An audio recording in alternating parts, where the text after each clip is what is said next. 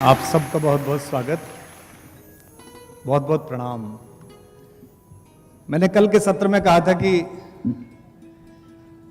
अगर हर मनुष्य ये सोच ले कि सामने वाले में ईश्वर है, तो मुझे लगता है कि मुझे आपकी बजाय आपके अंदर बैठे हुए राम को प्रणाम करना चाहिए।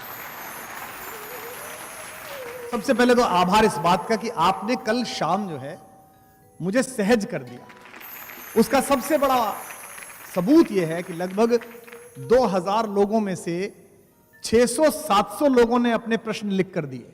इसके दो तात्पर्य हैं। एक तात्पर्य तो कि लोग अच्छा से सुन रहे थे, तभी सवाल पैदा हुआ, और दूसरा यह कि इतने वर्ष होने के बाद, इतने सारे लोगों को सुनने के बाद, इतनी बात होने के बाद, हमारे जन जीवन में लोक आस्था के सबसे बड़े प्रतीक के बारे में इतने सवाल हैं लोगों के मन में। मुझे आश्चर्य हुआ कि 19 साल की एक लड़की का एक सवाल था।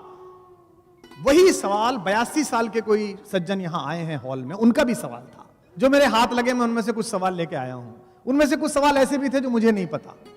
और मैंने कल भी आपसे कहा था कि सर्वज्ञ होने का भ्रम परमात्मा को चुनौती देने जैसा है, और जो ईश्वर को चुनौती देता है वो बचता नहीं है। आज कुछ नए श्रोता भी आए हैं। ये किसी ने सवाल पूछा है, यहां से अधिवक्ता हैं लिखने वाली, इन्होंने कहा कि देह मृत्यु के उपरांत दान करना चाहती हूं, मगर संशय है कि जो विधान हमें सिखाया गया अगर वो पूरा नहीं हुआ अंतिम संस्कार से, तो आत्म शांति मिलेगी कि नहीं मिलेगी।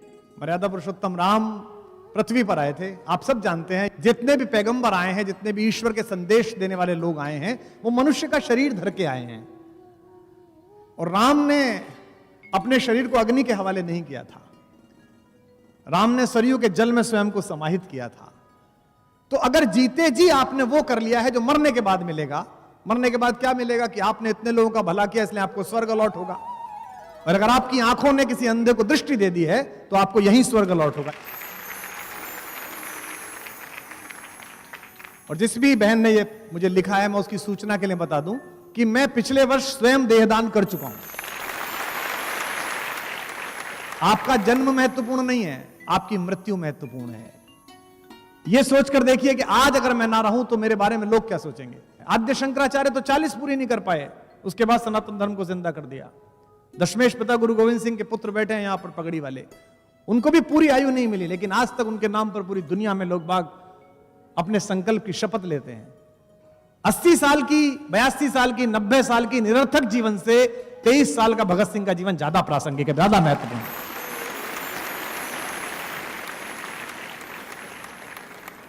भारतीय संस्कार विधि में ऐसा कुछ भी नहीं है जिसमें आपको मुक्ति नहीं मिलेगी। हमारे पर्यावरणविद बहुत कहते हैं कि नदियों के किनारे कैमिनेशन मत करिए, नदियां प्रदूषित हो जाएंगी। मूर्खतापूर्ण बात है। भारतीय संस्कार विधि में ऐसी कोई चीज ही नहीं है मनुष्य के जलाने में जिससे नदी प्रदूषित हो। आप सबने संस्कार देखे होंगे, मखाने हैं, कील है, गोला है, लकड़ी है, फूल है, स्वयं उसका शरीर है। ये सब, ये इको डाइवर्सिटी के ऐसे एलिमेंट्स हैं जो डिसॉल्व होते हैं, जो जरूरी है नदी के लिए। लेकिन नदियों के किनारे जो आपने कूड़ा फेंकने के संयंत्र लगाए हैं करप्शन से, दलाली खा खा के, वो गंगा और यमुना को, चंबल को अपवित्र कर रहे हैं। तो नदियां क्रिमिनेशन से खराब नहीं होती, आपके करप्शन से खराब होती हैं। एक दूसरे मित्र हैं, राज्य सरकार कर्मचारी हैं, इन्होंने बताया कि राम के पथ पर चलने के लिए खुद से बाहर कैसे निकलना होगा। आपने कहा खुद से बाहर निकलना एक सामान्य बात है। आप कभी कार में बैठिएगा और ऊंची कार में बैठिएगा, तो जो पहली दूसरी बार में लंबा सफर करते हैं उनको असहजता होती है। कभी कुछ लोग ट्रक में बैठेंगे, मैंने यात्राएं की हैं ट्रक में कई बार जब बस नहीं मिलती थी, कभी सम्मेलन में जाना है, रात को कुछ मिला नहीं तो ट्रक वाले को हाथ दिया, ट्रक में चले गए। तो ट्रक में जब आदमी पहली बार बैठता है उसे बहुत असहज लगता है। डबल डेकर बस में अगर आप बैठे हो, कभी लंदन में चलती हैं, तो बहुत ही असहज लगता है। यानी कि ऊंचाई पर जाते जाते धीमे धीमे चीजें आपके लिए विस्तृत होनी शुरू हो जाती हैं।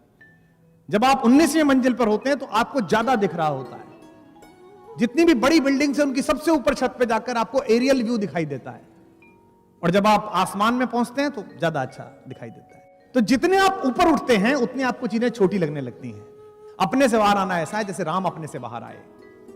राम ने जिस दिन अयोध्या की सीमा छोड़ी, उस दिन उन्होंने अपनी निजता की सीमा छोड़ दी।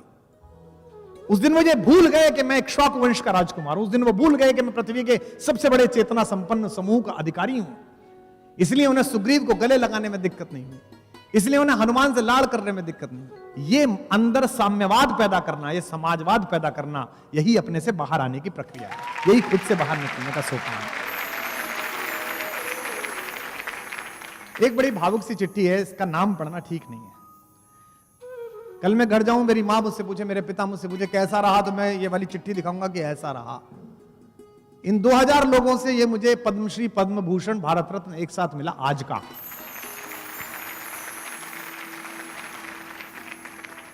इन्होंने लिखा है कि आदरणीय कुमार विश्वास जी, मैं अजमेर का निवासी हूं, आपका कार्यक्रम सुनने आया। मेरे बड़े भाई साहब जूनागढ़ में रहते हैं, दोनों के बीच में संपत्ति को लेकर 40 वर्षों से विवाद चल रहा था। आज आपका संवाद सुनने के बाद मैंने तय किया कि रविवार का कार्यक्रम सुनने के बाद मैं अपने भाई साहब के पास जाऊंगा, उनसे क्षमा मांगूंगा और जिस तरह वो कहेंगे उसी तरह का आचरण करूंगा।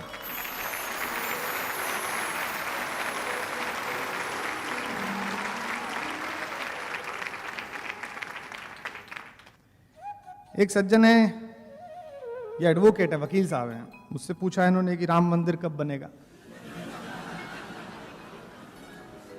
सवाल अच्छा है पर गलत आदमी से पूछ लिया आपने। आपकी चिंता यह है कि राम मंदिर कब बनेगा, और मेरी कोशिश यह है कि भारत के हिंदू, मुसलमान, सिख, ईसाई के मन का मंदिर, राम मंदिर कब बनेगा, उसके मन में राम मंदिर का नाम। ये एक अध्यापन करते हैं जैन साहब, इन्होंने कहा है कि श्री राम तो इस दुनिया के भगवान थे, भगवान को तो सब पता होता है, उससे कुछ छुपता नहीं है। फिर ये क्या हो गया कि मां सीता का जब अपहरण हुआ तो राम सीता की खोज के लिए पेड़ पौधों तक से बात पूछने लगे। वे तो सर्वज्ञ थे, उन्हें यह पता नहीं था कि यह बड़ी अजीब सी हरकत है। कृपया समाधान करें, मुझे बचपन से इस बात की शंका थी। इसमें कोई लज्जित होने की बात नहीं, मुझे भी शंका थी। छठी क्लास में जब गुरुजी ने पढ़ाया कि हे खगमृग, हे मधुकर श्रेणी, तुम देखी सीता मृग नैनी, तो मुझे लगा राम बड़े अजीब आदमी है भाई, ये खगमृग से पूछ रहे हैं कि सीता कहां देखी। इसका तात्पर्य क्या है? मैं जिस कॉलेज में पढ़ा, इंटर कॉलेज में, जब मैं अंदर जाता था तो उसपे एक पट्टा लगा हुआ था बहुत बड़ा संगमरमर का, उस पर लिखा हुआ था कि इस कॉलेज की स्थापना महात्मा लटूरी सिंह जी ने की। आर्य समाज के बड़े एक प्रवाचक हुए लटूरी सिंह। तो मैंने अपने लोगों से पूछा, अध्यापकों से पूछा, जिज्ञासा थी कि लटूरी सिंह कौन है। लटूरी सिंह जी हमारे इलाके के एक बड़े जमींदार थे। लटूरी सिंह जी अभिनय करते थे। तो चौमासे में कोई काम होता नहीं हमारे गांवों में, भारत में चातुर्मास में, तो हर बार वो एक नाटक मंडली बुलाते थे और अभिनय करते थे। एक बार लटूरी सिंह जी ने गांव में एक मंडली बुलाई नाटक करने के लिए, और उस मंडली ने बाबा गोरखनाथ, मत्स्येंद्र नाथ वाला नाटक किया, भर्तृहरि, जिसमें भर्तृहरि ने सब कुछ त्याग दिया था। उसमें भर्तृहरि का अभिनय कर रहे थे बाबा लटूरी सिंह खुद। उस समय वो चौधरी लटूरी सिंह जी थे, बड़े आदमी थे, पत्नी थी, बच्चे थे, बहुएं थी। 9 दिन का नाटक था। लटूरी सिंह जी ने 8 दिन अभिनय किया। लोग कहते थे अद्भुत अभिनय किया लटूरी सिंह ने। 8वें दिन जब वो रात को खाना खा रहे थे तो अपनी पत्नी से बोले, कल सांग का आखिरी दिन है, कल तुम मत आना। तो बोले मैं मतलब हम सब? बोले नहीं, बहुओं को भेज देना, बेटे आ जाएंगे, तुम घर पे रहना। लेकिन महिलाओं के अंदर शक होता है कि आज क्यों मना कर रहा है, रोज बुलाता है, आज क्यों कह रहा है। लटूरी सिंह ने कहा बस तुम 8 दिन आई ना, बहुत अच्छा, तुम मत आना। अब चौधरी साहब की पत्नी चौधराइन को लगा सब चले गए, घर से अकेली बैठी है, क्या करूं, पता नहीं क्या हो रहा होगा। और जब शंका में पति गया हो तो कल्पना बहुत तेज चलती है। उस समय तो जो रिकॉर्डेड कॉल आती है किसी महिला की, वो भी किसी और की लगती है। तो लटूरी सिंह की पत्नी को लगा कि जाना तो चाहिए यार, देखना तो चाहिए कि हो क्या रहा है।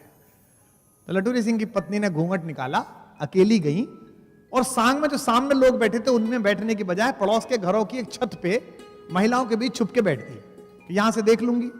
अब सांग प्रारंभ हुआ। नटराज की स्तुति के बाद लटूरी सिंह जी ने अभिनय प्रारंभ किया। जब अभिनय समापन के अवसर पर आया तो लटूरी सिंह जी ने भर्तृहरि बन के राजा के कपड़े उतारे और योगी के कपड़े पहने और अपना डायलॉग बोला कि इस प्रकृति में उपलब्ध शंकर को साक्षी मानकर, यहां जल रही अग्नि को साक्षी मानकर, मैं भर्तृहरि आज ये घोषणा करता हूं कि आज से कोई धन धान्य भूमि का मैं अधिकारी नहीं हूं। मेरा कोई पुत्र नहीं है, मेरी कोई मां नहीं है, मेरी कोई पत्नी नहीं है। दुनिया की सारी महिलाएं मेरी मां हैं, मेरी बहन हैं, मेरी बेटियां हैं। मैं आज इस गृहस्थ जीवन को त्याग कर योगी के जीवन में प्रवेश करता हूं। लोगों ने तालियां बजाई, अच्छा अभिनय हुआ, बहुत अच्छा अभिनय हुआ। जैसे ही वो बोल रहे थे तो ऊपर से कोई एक औरत बोल गई जो लटूरी सिंह जी की पत्नी की जेठानी लगती थी। तो वो जेठानी जो उनकी भाभी थी वो बोली, लटूरी तेरी लुगाई बैठी है यहां। तो लोग हंस पड़े जैसे आप हंस पड़े। लटूरी सिंह ने ध्यान नहीं दिया, वो अभिनय करते रहे, तालियां वालियां जैसी बस्ती में। कार्यक्रम समापन हुआ, लोगों ने कपड़े बदल लिए, लटूरी सिंह ने भगवा पहने रखा।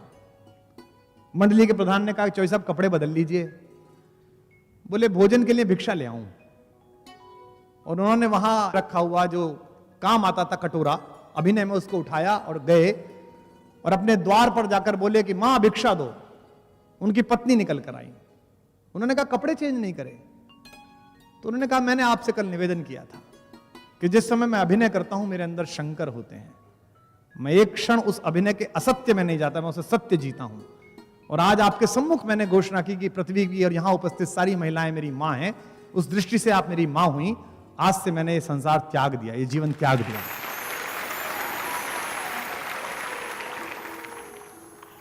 उनकी पत्नी रोने लगी, बेटे आ गए, बहुएं आ गई, पापा जी मान जाइए, पिताजी मान जाइए, अंदर आ जाइए। उन्होंने कहा नहीं, आप लोग बहुत अच्छे हैं, जीवन चलाइए, मैं तो भिक्षा मांगने आया था, दूसरे गांव जाऊंगा। लटूरी सिंह संन्यास्त हो गए और पश्चिमी उत्तर प्रदेश के मेरठ, मुजफ्फरनगर, सहारनपुर, गाजियाबाद, बुलंदशहर जिले में लगभग 40 कॉलेज ऐसे हैं जिनमें ITI हैं, जिनमें मेडिकल कॉलेज हैं, 12वीं का स्कूल है, इंजीनियरिंग कॉलेज है, डिग्री कॉलेज है, जो महात्मा लटूरी सिंह के स्थापित किए हुए हैं। पूरे जीवन उन्होंने स्कूल खोले, मैं वहीं से पढ़ता। अगर लटूरी सिंह एक अभिनय जीने के लिए 1 घंटे में इतने प्रकृतिस्थ हो सकते थे कि उन्होंने अपना जीवन त्याग दिया, तो राम जो विष्णु की 8 कलाओं से युक्त होकर पृथ्वी पर आए हैं, वो इस मनुष्य जीवन के अभिनय को जीने के लिए इतने आत्मीय तो हो ही सकते थे कि पशु पक्षी से रोकर पूछे कि मेरी पत्नी कहां है, मुझे कहां जाना चाहिए। शिक्षक हैं मीणा साहब, इन्होंने लिखा है कि आपने श्री राम से प्रभावित होकर अपने अपने राम प्रोग्राम कराया, बहुत अच्छा है। क्या भविष्य में राष्ट्रीय अंतर्राष्ट्रीय स्तर पर इसी प्रोग्राम की तर्ज पर अपने अपने राम, अपने अपने रहीम, अपने अपने बौद्ध, अपने अपने ईसा मसीह, अपने अपने महावीर जैसा सर्वधर्म प्रोग्राम होगा? क्या आदिवासियों के लिए भी कोई प्रोग्राम होगा? अगर आदिवासी नहीं होंगे, वंचित नहीं होंगे, दलित नहीं होंगे, तो राम भी नहीं होंगे। राम की पूरी यात्रा उन्हीं से है, राम उन्हीं के बनाए हैं। तो मुझे लगता है कि पहला चरण है। इसे पढ़कर मैं बहुत हंसा। ये आर्य साहब है, कितने भोले हैं। देखिए, मैं एक व्यवसायी हूं, व्यवसाय में रोज 50 बार झूठ बोलता हूं। अपने राम को जीवन में उतारने की चेष्टा करता हूं, पर कर्म क्षेत्र में अपने आप को अलग कर पाना कठिन महसूस होता है, असहाय महसूस करता हूं। मार्गदर्शन करिएगा। बहुत मुश्किल काम है जी, आपने सवाल पूछा है, मुझ पे भी अभी नहीं सधा, कोशिश में हूं। लेकिन एक बात मैं आपको बता दूं, थोड़ा मुश्किल लगता है, एक बार कर लो फिर मुश्किल नहीं लगता। पतन की राह या उत्थान की राह 1 कदम बढ़ने के बाद सारा सरल हो जाती है। पतितों की भी राह आसान हो जाती है। जैसे एक क्षण के 100वें हिस्से में आपको निर्णय लेना पड़ता है, और एक बार आप वो कठोर होकर निर्णय ले लो तो उसके बाद सब सही हो जाता है। मैंने जीवन में 2-4 विपत्तियां देखी हैं जिन्हें तात्कालिक रूप से सांसारिक विपत्ति कहा गया, लेकिन एक क्षण के 100वें हिस्से में मैंने खुद से बात की। और ये 100वां हिस्सा कौन सा है? ये 100वां हिस्सा वो है कि अंधेरे कक्ष में दशरथ ने बुलाकर राम से कहा कि बेटा कल राज्याभिषेक नहीं होगा, अपनी पत्नी से कहो कपड़े बदले और तुम सुबह जाओ। ये सेकंड का 100वां हिस्सा है। एक क्षण में राम ने तय किया जो पिता कह रहे हैं वही करना है। यह सारा संघर्ष प्राप्त और पर्याप्त के बीच का संघर्ष है। जो हमारे पास प्राप्त है, अगर वो हम पर्याप्त मान लें तो संघर्ष समाप्त हो जाएगा। पवन दीक्षित मेरा एक दोस्त है, उसका एक शेर सुनिए कि एक बात सिखाई हमें आंखों की नीर ने, एक बात सिखाई हमें आंखों की नीर ने, इंसान को पीर कर दिया इंसान की पीर ने। और अगला शेर सुनिएगा कि एक बात सिखाई हमें आंखों की नीर ने, इंसान को पीर कर दिया इंसान की पीर ने। चिड़ियों को चुगते देख रहा था कि अचानक हंसकर कटोरा फेंक दिया एक फकीर ने।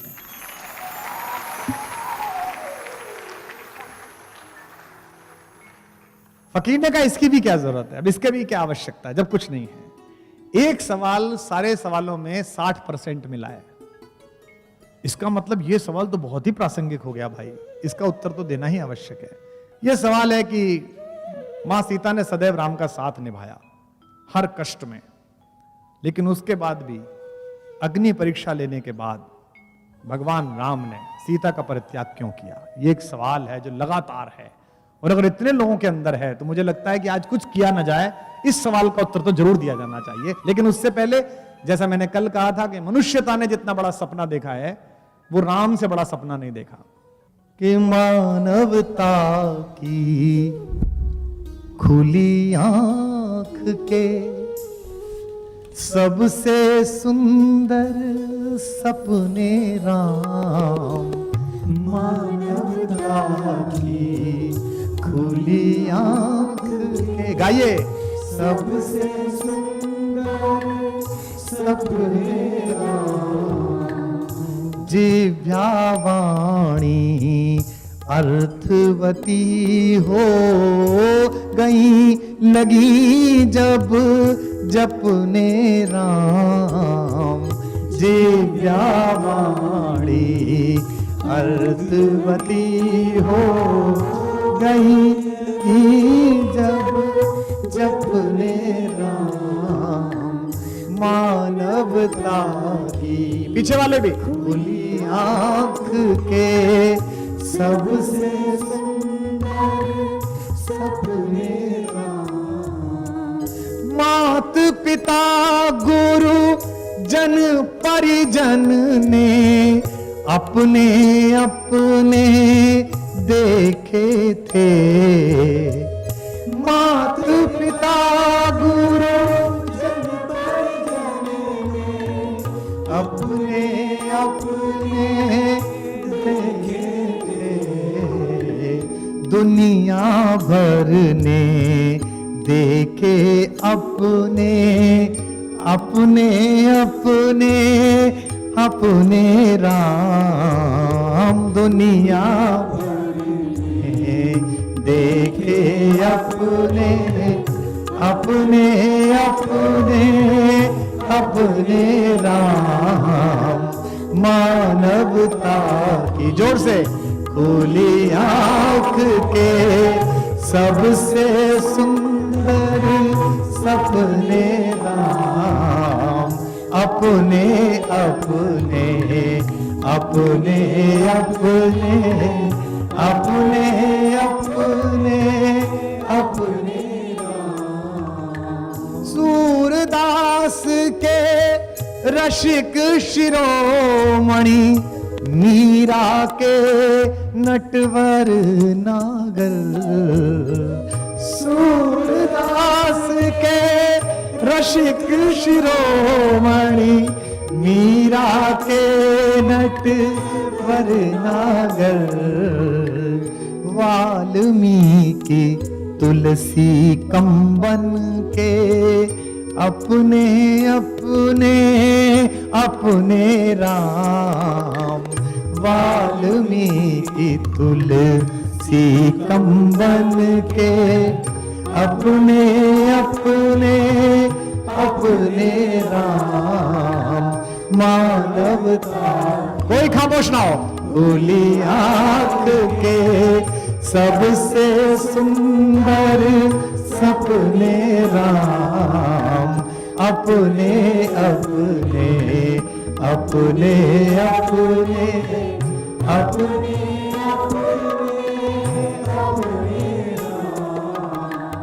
मंगल भवन मंगल हारी, गृहं सुदशरथ अजर बिहारी, अपने अपने अपने अपने अपने अपने अपने राम, मानवता की खुली आंखें।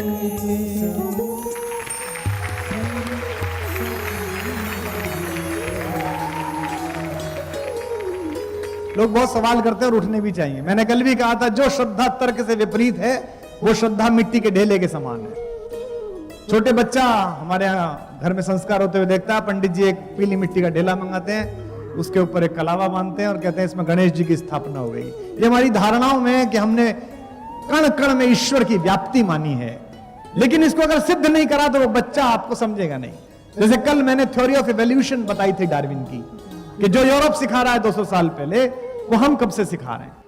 तो बाली ने अपने छोटे भाई की पत्नी का हरण कर लिया, इस पर राम ने उसे तीर मार दिया छुपकर।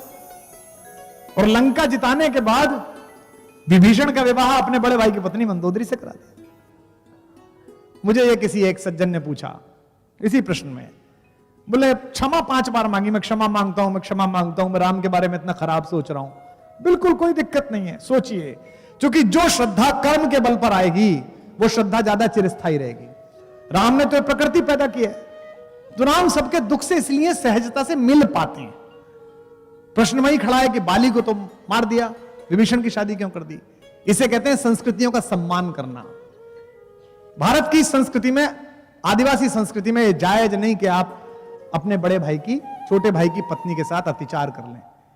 इसलिए कि बाली को मारते समय बाली को कहा भी कि अनुज वधु भगिनी सुतनारी 69 कन्या समेचारी, इसलिए मारा तुझे मैंने। लेकिन जिस संस्कृति में वहां वो गए थे वहां ये जायज था, वहां आराम से संभव होता था।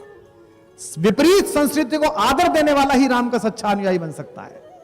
मैं एक दिन अपने घर में चर्चा कर रहा था, तो मैंने कहा कि भरत मिलने के लिए गए तो बहुत सारा सामान लेके गए। उन्हें पता था कि भैया जहां जाएंगे वहां महफिल लगा लेंगे। हमारे स्टाफ में एक बालक है जो टीम में बच्चे काम कर रहे हैं, वो मछली खाता है, तो मछली उनके सामान्य है, मछली खाता है वो। तो मैं बात कर रहा था, उसने वही सवाल पकड़ लिया, एकदम पकड़ लिया। मैं पढ़ रहा था कि भरत पहुंचे तो वर्णन करा तुलसी ने कि मीन पीन पाठीन पुराना भरी भरी भार कहारिन लाना। तो उसने मुझसे कहा 1 सेकंड सर, इसमें जो मीन है वो क्या है? मैंने कहा वही जो तू समझ रहा है वही। तो बोला राम के लिए भरत मीन लाए, मछली लाए? मैंने कहा नहीं नहीं, मछली राम के लिए नहीं लाए, उनको पता है कि जहां रह रहे हैं वहां लोग मछली भी खाते होंगे। तो ये जो संस्कृतियों को साथ लेने की कल्चर है, ये जो एक साथ लेने की कल्चर है, ये राम ने सिखाई है। मेरी और आपकी जिम्मेदारी है इस हॉल में बैठे हुए लोगों की, हम सबको आदर दें। आज आपके अखबार ने खबर छापी, सारे अखबारों ने खबर छापी। एक अखबार की खबर पढ़ के मन में बड़ा अजीब सा हुआ, लगा कि ये बहस बदलनी चाहिए। खबर में लिखा हुआ था कि कुमार विश्वास को सुनने मुसलमान और सिख भारी संख्या में आए। कहने को अच्छी लग सकती है, लेकिन ये बड़ी बुरी बात है। हम कोशिश करें कि अगले 10 वर्ष में, 15 वर्ष में इस देश में खबर यह हो कि फला शहर में, जयपुर में, जोधपुर में राम पर बात हुई, और पता नहीं ऐसी क्या बात होगी कि मुसलमान क्यों नहीं आए, जबकि उन्हें आना चाहिए था, राम तो उनका भी है। सिख क्यों नहीं आए, उन्हें आना चाहिए था। खबर यह हो कि हम दशमेश गुरु गोविंद सिंह जी से लेकर पीछे तक गुरु नानक देव जी तक की परंपरा पर एक दिन बात करूं। मैं किसी दिन सिख धर्म के इतिहास, बलिदान, उसकी गौरवशाली परंपरा पर बात करूं, और भास्कर को कोने में यह छापना पड़े कि इस पर विचार करना पड़ेगा ऐसा क्या हो गया कि पूरी महफिल में केवल सिख आए, हिंदू नहीं आए, मुसलमान नहीं आए। जिस दिन आप यह कर लेंगे, आपके किसी विपरीत दूसरे धर्म जो कोई और है उसके किसी आइकन पर चर्चा चल रही है और उसमें सारे हिंदुस्तानी, सारे मानवता के लोग बैठे हैं, उस दिन आप मान लेंगे कि राम सिर्फ आपका नहीं है, वो घट घट का है, एक एक व्यक्ति का है। राम पर बहुत लोगों ने कविताएं लिखी हैं। मैंने राम पर जो सर्वश्रेष्ठ कविता सुनी है वो उर्दू के एक शायर की है, शमशी मीनाई की। मैं राम पर लिखूं, मेरी हिम्मत नहीं है कुछ, तुलसी ने वाल्मीकि ने छोड़ा नहीं है कुछ। फिर ऐसा कोई खास कलमवर नहीं हूं मैं कोई वाल्मीकि तुलसी थोड़ी हूं। मैं राम पर लिखूं, मेरी हिम्मत नहीं है कुछ, तुलसी ने वाल्मीकि ने छोड़ा नहीं है कुछ। फिर ऐसा कोई खास कलमवर नहीं हूं मैं, लेकिन वतन की खाक से बाहर नहीं हूं मैं।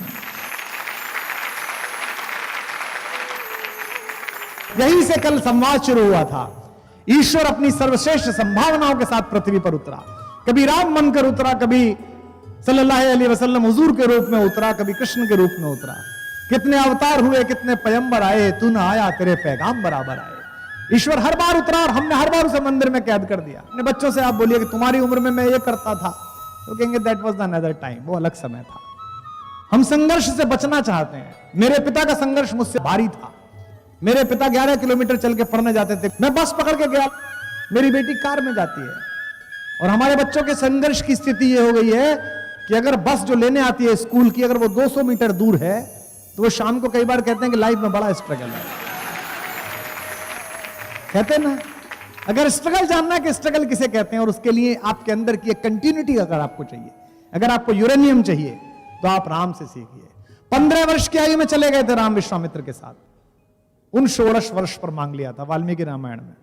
उन 16 वर्षों में रामो राजीव लोचना विश्वामित्र लेकर गए, और उन्होंने कहा कि यदि धर्म में लाभ चाहते हो, दशरथ से कहा यदि ते धर्म लाभम च यशस्य परमम भुवि, अगर चाहते हो कि यश और आपका जीवन पूरे बागे चलता रहे, तो मुझे राम दे दो, बस रामे में दातुर मरहसी, राम दे दीजिए। तुलसी ने वर्णन किया, दोनों को लेकर चले। विश्वामित्र महानिधि पाई, श्याम गौर सुंदर दो भाई दोनों चले।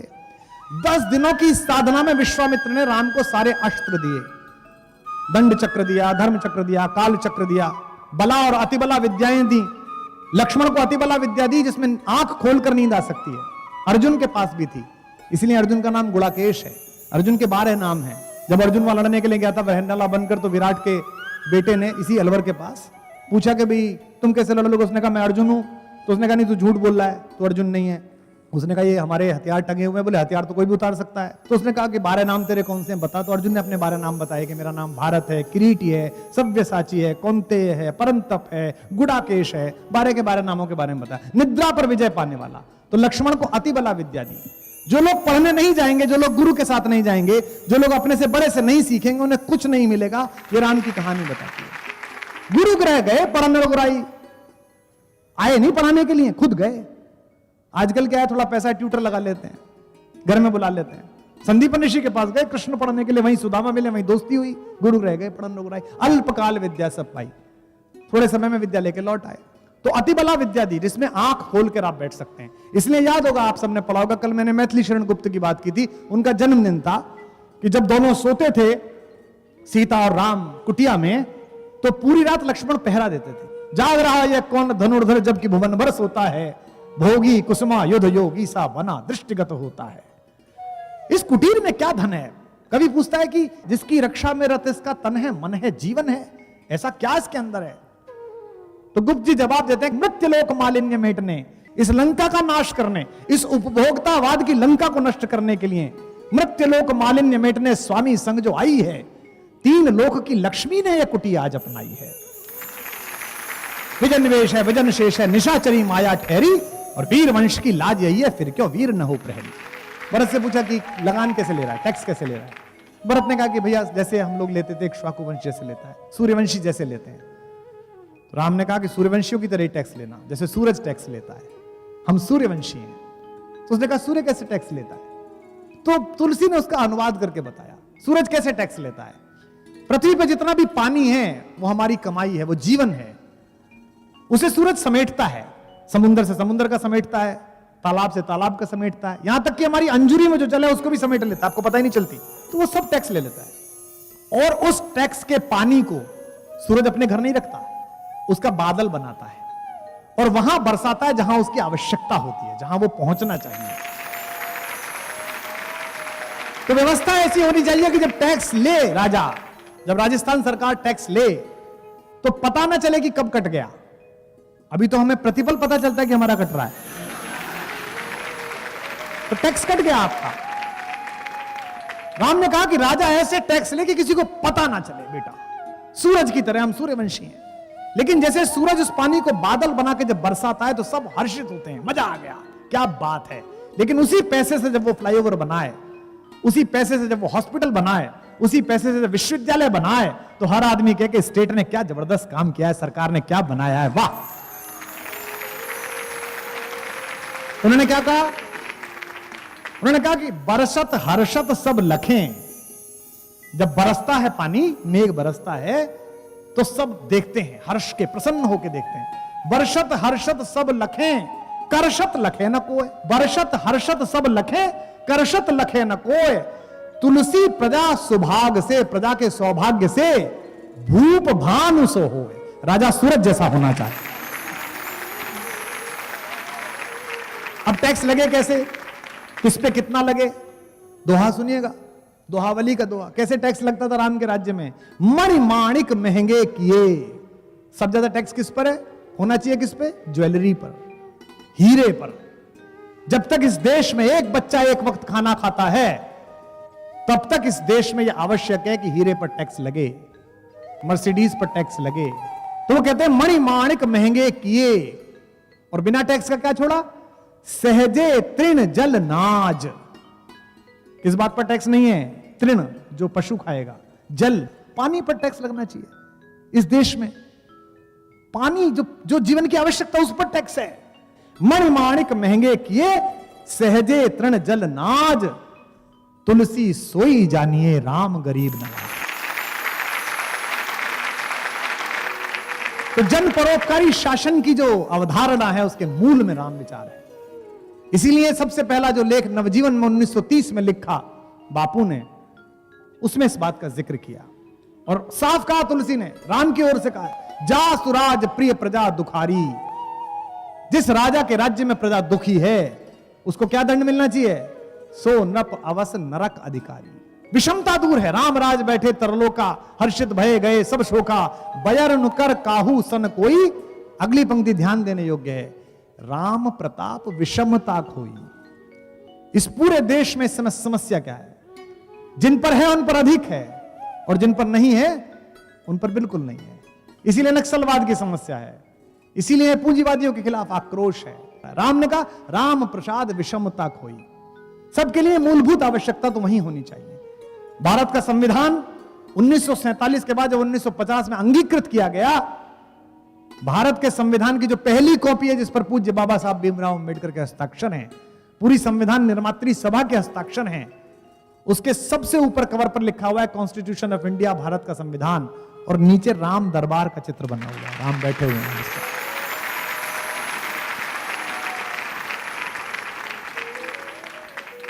मैं यूनिवर्सिटी ऑफ विक्टोरिया में भाषण दे रहा था न्यूजीलैंड में 3 साल पहले। वहां फिलॉसफी के बहुत सारे बच्चे सुनने के लिए आया। तो विषय था world heritage and peace through the window of India 5000 years. उसके बाद क्वेश्चन सेशन होता है, तो बड़े सारे सवाल आए। एक चीन का लड़का उठा जो पीएचडी करने आया था, उसने मुझसे कहा कि पूरी दुनिया से मोहब्बत है आपको और मैं आपका पड़ोसी बिल्कुल बगल में, मेरे से आपको नफरत है, मेरे से कोई रिलेशन ही नहीं है। You haven't any relationship with me and you are boosting out with relationship with the whole world of harmony, peace and brotherhood. Have you ever think about me that I am just adjacent to you? तो जितने भी भारत विरोधी लड़के बैठे हुए थे, पाकिस्तान के भी थे, अन्य देशों के भी थे, उन्होंने बड़ी तालियां बजाई कि आप फंसा, हिंदुस्तान का खलीफा आप फंसेगा। लेकिन हम भी यहीं से गए थे।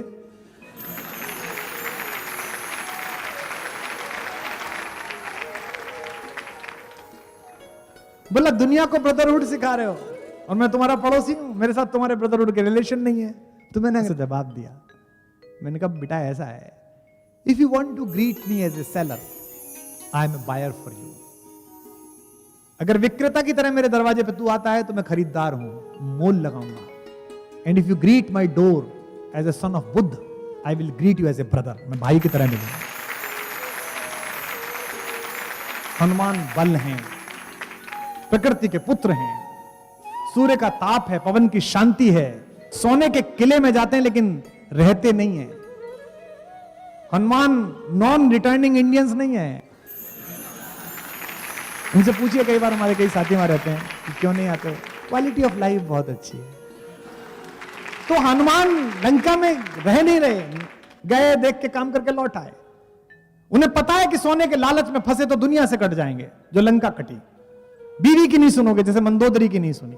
आपको पता है मंदोदरी की नहीं सुनी? पंचकन्याओं में पूजित है मंदोदरी, हमारे गांव के पास की है, हमारी मां है, मेरठ की है। मय नामक राजा की बेटी थी, मयराष्ट्र मेरठ, वहां से आई थी। उन्होंने रावण को बहुत समझाया। रावण रोता था शयन कक्ष में जाके कि सीता मेरी तरफ देखती नहीं है। एक गुजराती में कहानी आती है, मंदोदरी ने कहा कि पति को देखा नहीं क्या रोते हुए। उसने कहा ठीक है, तुम तो मायावी हो, वो तुम्हें रावण समझती है। ऐसा करना, कल चुपके से राम का वेश बन के चला जाना और उससे कहना कि मैं राम आ गया हूं, वो तुम्हारे गले मिलेगी, तुम्हारे साथ रह लेगी, तुम्हारी इच्छा पूरी हो जाएगी। इस पर रावण और रोया। मंदोदरी ने कहा अब क्या हुआ? उसने कहा मैंने 2-3 बार ये प्रयास किया कि मैं राम का वेश धारण करूं, लेकिन मैं जैसे ही राम का वेश धारण करता हूं, मुझे तुम्हारे अतिरिक्त दुनिया की हर स्त्री अपनी मां, अपनी बहन, अपनी बेटी नजर आने लगती।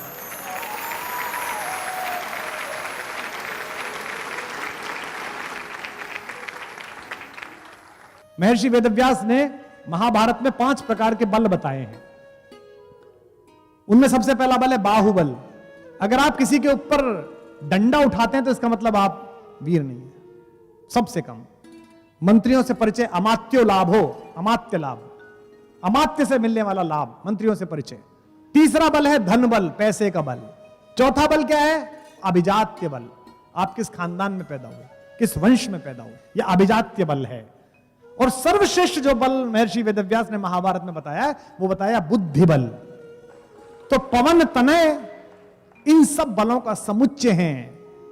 उनकी कोई उपमा नहीं है। इसलिए तुलसी कहते हैं पवन तने तुम पवन समाना, राम से राम सिया सी सिया।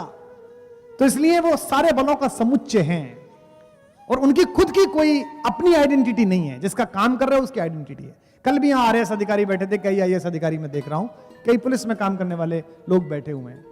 आपके पास जो स्टार लगा हुआ है, आपके विजिटिंग कार्ड पर जो अशोक चक्र लगा हुआ है, वो भारत के 125 करोड़ लोगों के हस्ताक्षर से आपको मिला है। तो आपकी शक्ति उस एक आदमी की शक्ति है जो सड़क पर खड़ा हुआ है। इसलिए सीता को परिचय देते समय भी हनुमान ने नहीं बताया कि मेरे पिताजी का नाम पवन है, मेरी मां अंजनी है, मैं बचपन में ऐसा कर गया था। नहीं, रामदूत में मात जानकी, सत्य शपथ करुणा निधान की। इसलिए राम उन्हें पुत्र भी मानते हैं, भाई भी मानते हैं, साथी भी मानते हैं। लेकिन राम पूरे मानस में या किसी कथा में उन्हें सेवक नहीं कहते। राम उन्हें भाई कहते हैं, तात कहते हैं, मित्र कहते हैं, साथी कहते हैं, सेवक नहीं कहते। लेकिन एक पंक्ति नहीं ला सकते जहां हनुमान स्वामी के अलावा कुछ नहीं होता। आज विश्व मैत्री दिवस है। मैंने कभी एक शेर कहा था कि दोस्त ना मिल सके वो शोहरतो सामा ना हो, दोस्त ना मिल सके वो शोहरतो सामा ना हो, दोस्त ना मिल सके वो शोहरतो सामा ना हो, द्वारिका क्या है जहां कोई सुदामा ना हो। राम के मित्र देखिए, राम के 3-4 मित्र हैं। राम के सबसे पहले मित्र जिनसे राम को गति मिली कि अब क्या करना है, वो कौन है? सुग्रीव। कौन व्यक्ति है? वंचित आदमी, राज्य छीन लिया है, पत्नी छीन ली है, एग्जाइल काट रहा है जाके, और राम ने उसे गले लगाया, वंचित को गले लगाया। राम की कहानी का एक पात्र है केवट। आप सबको पता है कि राम जब गए तो वो नदी पार करनी थी, गंगा नदी पार करनी थी, था तो कुछ हाथ में नहीं। तापस वेश विशेष उदासी, 14 बरस राम वनवासी। राम को उदासी नहीं है, अयोध्या को उदासी है। ऐसा एक हत वैभव आदमी सुग्रीव, एक ऐसा सामान्य आदमी केवट, जिसके सामने गत वैभव राम आए हैं और राम ने नदी पार की। वो कहानी का प्रसंग बड़ा भावुक। राम उतरे, इसे कहते हैं आर्ट ऑफ एडजस्टमेंट। राम उतरे और राम के पास देने को कुछ नहीं था। जिसकी कृपा कटाक्ष से सृष्टि लय हो जाती है, जिसके एक बार सोच लेने मात्र से जीवन सफल हो जाता होगा, उस आदमी के पास देने को कुछ नहीं है। स्त्रियां समझती हैं पुरुष को, कौन फूल कैसा है तितलियां समझती हैं, सीता समझती हैं। सीता के लिए सबसे बड़े संकट का समय यह है कि उनका पति एक नाविक के सामने लाचार खड़ा है कि क्या दूं, केवट के सामने। तो एक अद्भुत काम किया सीता ने, पिए ही हित सिय जानन हारी। अपने पति के हृदय के हित को जानने वाली सीता ने क्या कमाल किया? मुदित मगन मणि मुंदरी उतारी, अपनी एंगेजमेंट रिंग उतार के दे दी। अब सोच के देखो कि राम से शादी हुई थी, मिथिला की बेटी थी, तो एंगेजमेंट रिंग भी छोटी मोटी तो होगी नहीं। और किस बात पर दे रही है? कि मेरे पति का चेहरा किसी के सामने अपमानित ना हो। ये हिंदुस्तान की महिलाएं हैं जिन्होंने बचाकर सामान रखा है। हमें पढ़ाते समय इंजीनियरिंग में, हमें पढ़ाते समय विश्वविद्यालय में, मेरे भाइयों को, मेरे पिता के पास अपनी तनख्वाह का हिसाब होता था। इतनी तनख्वाह, इतनी इसके पास, इतनी इसके पास। मेरी मां सिलाई सिखाती थी, आसपास की बच्चियां आती थी उनसे सिलाई सीखने के लिए। मुझे लगता था इनका संदूक ऐसा है कि ये अक्षय पात्र है। स्कूल में फंक्शन है, नई शर्ट पहननी है, फला बच्चे के पास साइकिल है, मुझे साइकिल लेनी है। मेरे पिता के इतने विराट कोष में से कभी कुछ नहीं निकला, लेकिन मेरी मां के उस संदूक में से वो निकला जो भारतीय रिजर्व बैंक में से नहीं निकला। तो सीता समझती हैं, मुदित मगन मणि मुंदरी उतारी। राम ने केवट को दी, वो भी खलीफा। उसने कहा जाने दो, कोई बात नहीं, अपन तो स्टाफ है यार, ऐसी क्या बात। राम ने कहा स्टाफ कैसे हो गए यार? बोले जाति अलग है, काम तो हमारा तुम्हारा एक ही है। बोले तुम भवसागर पार कराने का काम करते हो, हम ये गंगा पार कराने का काम करते हैं। राम ने कहा यार उधार रहेगा तो फिर कैसे चुकेगा? बोले ले लेंगे, तुमसे ले लेंगे। बोले कब लोगे? तो बोले आज हम नहीं ले रहे पार उतारने का, जब मर के हम आए तो तू मत लेना पार उतारने का बराबर का हिस्सा। एक केवट की मैत्री है। और समझ लेना राम की कहानी में इसका विस्तार पूरी दुनिया में है, यह भी समझ लेना। मैं फ्लाइट बदल रहा था, न्यूयॉर्क से कैलिफोर्निया जा रहा था, सैन होजे। 2-3 घंटे का अंतर था, तो मैं दुकान में चला गया, किताब की दुकान में। वहां एक किताब पे उस पर बंदर बना हुआ था, बड़ा सा बंदर, हाथ में एक गदा लेके जिसमें कांटे निकले हुए थे। डगलस नाम का राइटर था, लिखा हुआ था the country of monkey man. तो मुझे लगा यार इस आदमी से तो अपना रिलेशन कुछ होगा, मंकी मैन। फ्लाइट में किताब पढ़ी, आपने सबने पढ़ा होगा कि राम जब गए पृथ्वी छोड़कर, उससे पहले अपने भतीजों को, अपने भाइयों को, सबको बांट के बराबर बराबर गए। कुश ये संभालेगा, लव ये संभालेगा, भरत के बेटे सबको राज्य देकर गए। यहां तक कि हनुमान के एक औरस पुत्र हैं मकरध्वज, उनको पाताल लोक का शासन देके गए। तो पता है आपको, एक जगह है, एक देश है होंडुरास, उसको कंट्री ऑफ मंकी मैन कहा जाता है। उस किताब में उस देश का वर्णन है, वहां के नागरिक ने लिखी है। वहां की हर दीवार पर, वहां के हर पत्थर पर एक बंदर बना हुआ है, और यह माना जाता है कि लाखों वर्ष पहले किसी बंदर ने यह बसाए थे। अगर ग्लोब को आप भारत की ओर से नीचे सीधा छेदें और नीचे जाएं पाताल लोक में सीधे, तो वो होंडुरास में जाके निकलती है सुई। अब आखिरी सवाल पे आते हैं, जिस पर चर्चा हुई और जिस पर बहुत सारे लोगों को आपत्ति भी है, जिस पर मुझे बात करनी है। सीता मही की महिमा है, पृथ्वी से निकली है। पुरते निकसी रघुवीर वधु धर धीर दये डग में मगध रहे। राम का कैसा रिलेशन है? ऐसा राम निकाल देगा क्या? ऐसी पत्नी को छोड़ देगा राम? कैसा राम है? पुरते निकसी रघुवीर वधु धर धीर दये डग में मगध है। जलकी भरी भाल कनी जलकी पुट सूख गए मधुरा दर्द में। फिर बूझती हैं चलनो अब के तिक पर्ण कुटी करी हो के तुझे। पिय की लखी आतुरता सिय की अखियां अति चारु गई जल चुए। सीता के चरणों में कंटक लगा, इस बात से राम रो पड़े, और वो राम सीता का परित्याग कर देगा। जो उन्होंने कहानी सुनाई आपने मानी। तृणधारी ओट कहत वैदेही सुमरी अवधपति परम स्नेही। अवध के राजा राम को स्मरण करते हुए परम स्नेह के साथ सीता, हर बार रावण जब आता था बात करने के लिए, मैं तुझे उठा लूंगा, मैं तुझे जबरदस्ती ले जाऊंगा, मान जा। सीता क्या करती थी? एक तिनका उठाया और सामने रख देती कि ले इसे पार कर ले। अब यहां जो कुछ विज्ञान के बच्चे बैठे हैं सुनने आए इंजीनियरिंग कॉलेज के, वो कहेंगे साहब ये तो बड़ी बात हो गई, इतना बड़ा आदमी सबको उठा ले मार ले। मैंने कहा इसका प्रतीक शास्त्र पकड़ो। रक्षाबंधन आ रहा है 15 अगस्त को, जितनी बहनें बैठी हैं यहां पर वो सब सुने, सब बच्चियां सुने। तृणधरि ओट कहत वैदेही सुमरि अवधपति परम स्नेही। ऐसा क्या हो गया कि तिनका रखने पर मां सीता में इतना आत्मविश्वास आ गया और कहा कि इसे पार करके दिखा दे। क्यों? संस्कृत से पूछिए क्या नाम है सीता का? भूमिजा, भूमि से पैदा हुई। और तिनको को क्या कहते हैं? भूमिज, भूमि से पैदा हुआ। और इस हॉल में बैठी हुई महिलाएं अपने कलेजे पे हाथ रख के बताएं, पति के साथ रहते भी वो इतना सुरक्षित अनुभव नहीं करती जितना बाई के साथ रहने का अनुभव करती। तो वो जो तिनका है वो प्रतीक शास्त्र है, वो भाई है सीता का। और सीता कहती है उस लंपट से, लंकेश से, कि वो हीमैन तो बाद में आएगा जिससे मेरी शादी हुई है, ये मेरे भाई साहब में पहले इनसे ही मिल, तू यहां पर आ जा। आपको क्या लगता है जिस सीता ने धनुष उठा दिया पोचा लगाते समय, जो रावण पर उठा नहीं, वो लंका से जा नहीं सकती थी? वो रावण के कारागृह को तोड़ के जा नहीं सकती थी? सीता की अशोक वाटिका में जो कारावास है वो हमारे देश की शांति का नैतिक सत्याग्रह है, सिविल डिसोबीडियंस। वो वहां पर बैठी हैं। सीता बंधन में है, बाध्य नहीं है।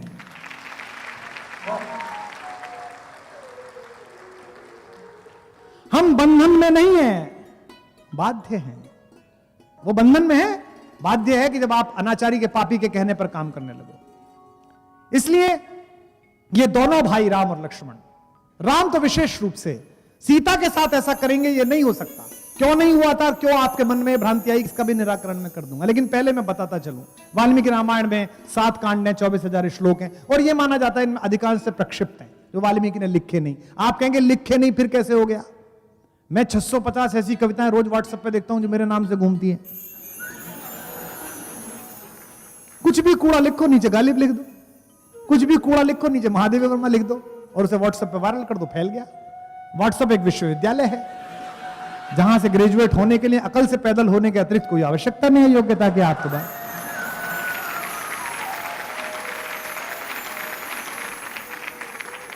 वाल्मीकि रामायण में अहिल्या से जब मिलने के लिए राम गए, और पहली बार मैंने कल भी बताया था आपको सब इस प्रसंग में, दोनों भाइयों ने पहला काम किया कि चरण स्पर्श किए अहिल्या के। राघवो तू सदा तस्या पादौ जगृहित, सबसे पहले चरण स्पर्श करे।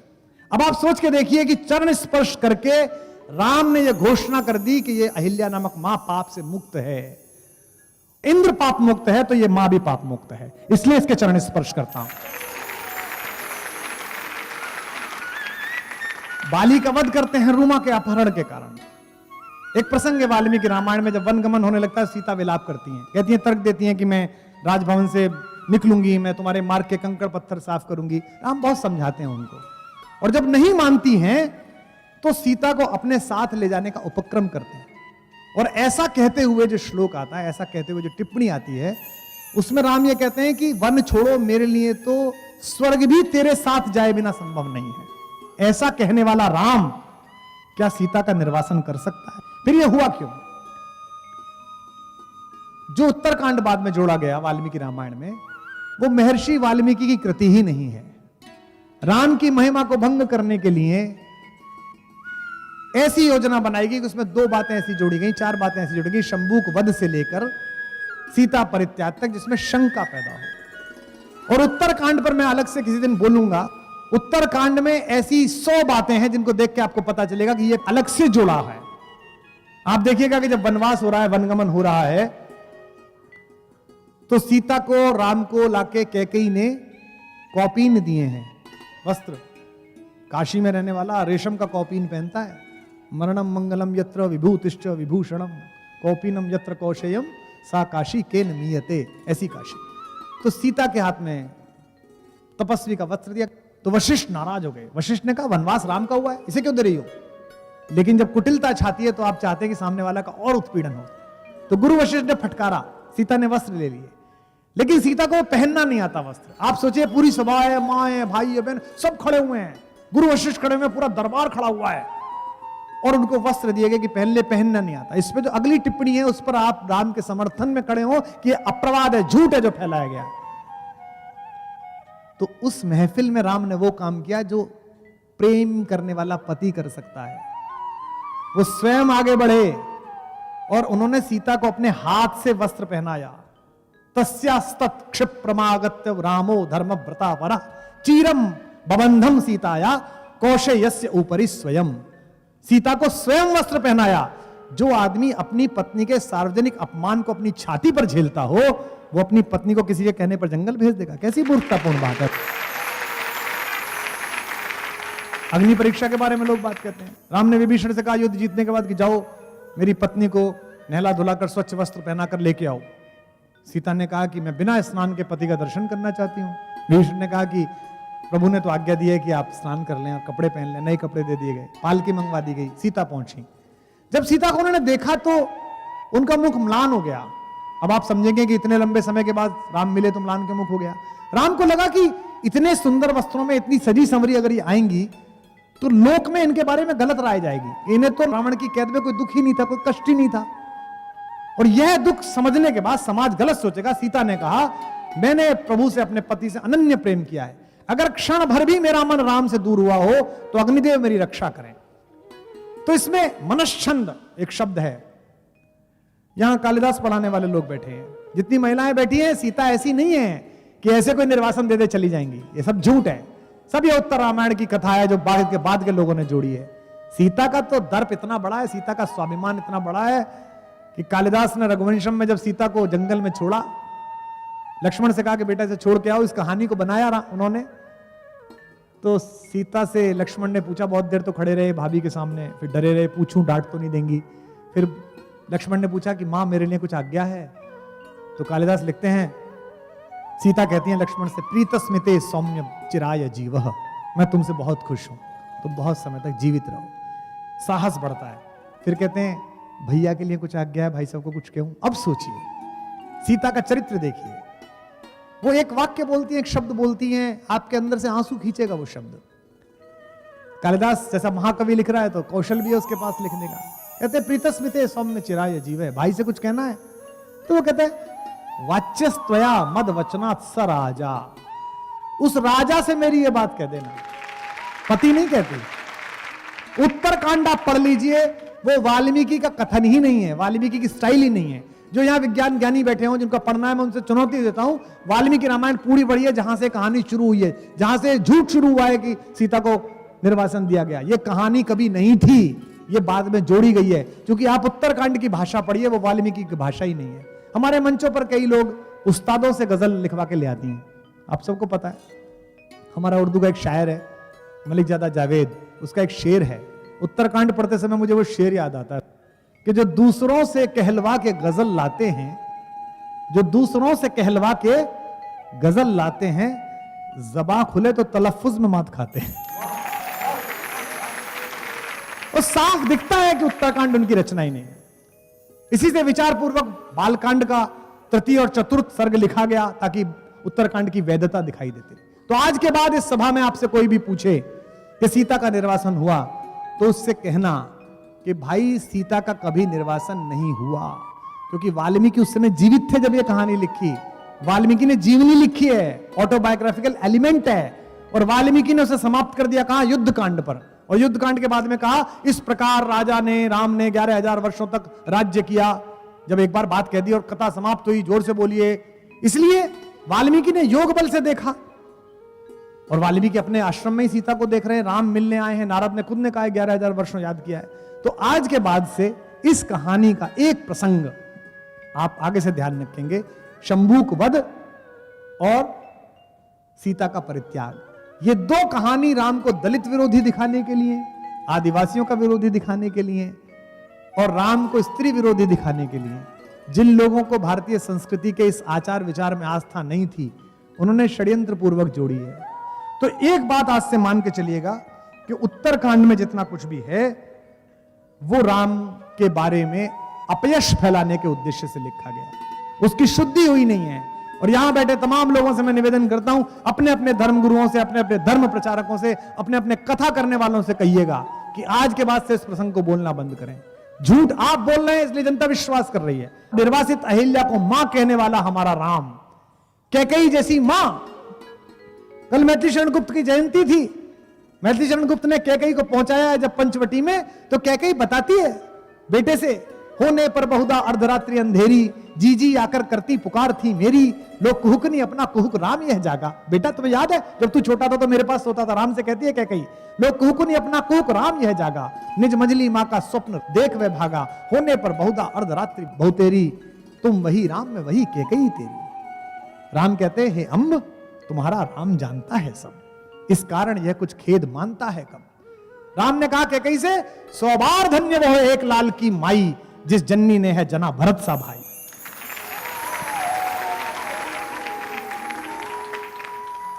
पागल सी प्रभु के साथ सभा चिल्लाई, 100 बार धन्य वह एक लाल की माई। जिसने घुसने पर सबसे पहले कैकेयी के पैर छुए, आप सबको मैंने कल बताया था, वो राम किसी महिला के बारे में, अपनी पत्नी के बारे में, जिसके बिना स्वर्ग नहीं जाना चाहता, ऐसी घटना कर सकता है। लेकिन हमारे यहां प्रवाद बहुत फैलते हैं, हमारे यहां अपयश बहुत फैलते हैं। हमारा कम्युनिकेशंस का देश है, एक बात गांव में फैलती है पूरे इलाके में फैल जाती है, अलग अलग तरीके से फैल जाती है। तो सबसे पहले तो अपनी इस आस्था, इस तर्क को दृढ़ करिए। मैं तर्क से सिद्ध कर रहा हूं, आज समय कम है, कल भी समय कम था, हर बार राम की बात करते समय कम पड़ता है, हरि अनंत कथा अनंता, समय कम है। इसलिए सबसे पहले अपने मन से स्वीकार कीजिए कि ऐसा आदमी, ये कैसे होता है कि अपने भाई के बारे में ऐसा कहते हैं, वो ऐसा नहीं कर सकता।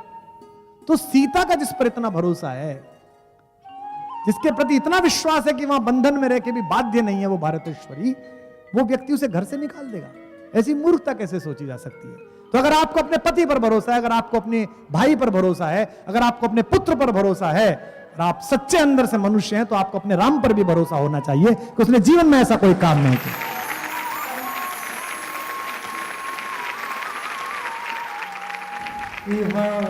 अगर जुड़कर रहते तो प्रणाम बन जाते हैं, हाथ अगर जुड़कर रहते हैं तो प्रणाम बन जाते हैं। संकल्पों की पुण्य वेदी पर सभी